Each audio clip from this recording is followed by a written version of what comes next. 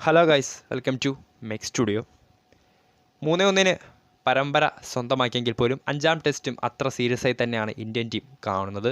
ഇംഗ്ലണ്ടിനെതിരായ 5 മത്സരങ്ങളുടെ ടെസ്റ്റ് പരമ്പരയിൽ അവസാന പോരാട്ടം മാർച്ച് 7 ധരംശാലയിൽ തുടങ്ങുകയാണ്. ഹിമാചൽ പ്രദേശിലെ ധരംശാല ക്രിക്കറ്റ് അസോസിയേഷൻ സ്റ്റേഡിയത്തിലാണ് ഇരു ടീമുകളും തമ്മിലുള്ള അവസാന ടെസ്റ്റ് മത്സരം നടക്കാൻ പോകുന്നത്.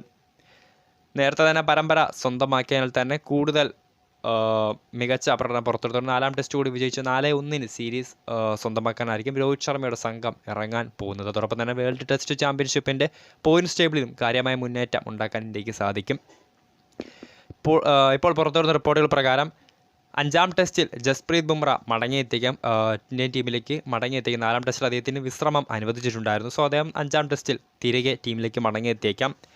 എന്നാൽ പരിക്കേറ്റ് പൂർണ്ണമായും ഫിറ്റാവാത്ത KL രാഹുലിൻ്റെ കാര്യത്തിലാണ് നിലവിൽ അഭ്യൂഹങ്ങൾ നിലനിൽക്കുന്നത്. 3, 4, 5 ടെസ്റ്റുകൾക്കുള്ള ടീമിലേക്ക് സ്കൂളിൽ താരത്തെ ഉൾപ്പെടുത്തിയെങ്കിൽ പോലും പരിക്ക് മൂലം താരം 4-ാം ടെസ്റ്റിൽ കളിച്ചിരുന്നില്ല. പൂർണ്ണമായും അദ്ദേഹത്തിന് ആ ഒരു ഫിറ്റ്നസ് വീണ്ടെടുക്കാൻ സാധിച്ചിരുന്നില്ല.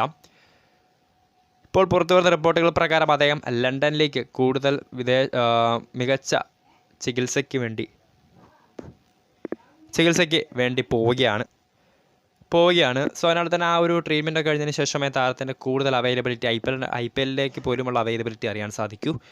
എന്നിരുന്നാലും അവസാന ടെസ്റ്റിൽ KL രാഹുൽ ഒരുപക്ഷെ മോസ്റ്റ് പ്രോബബ്ലി കളിക്കാൻ സാധ്യതയില്ല. അങ്ങനെയെങ്കിൽ രജത് പാടിദാർ വീണ്ടും ഇന്ത്യൻ സ്ക്വാഡിലുണ്ടാകും.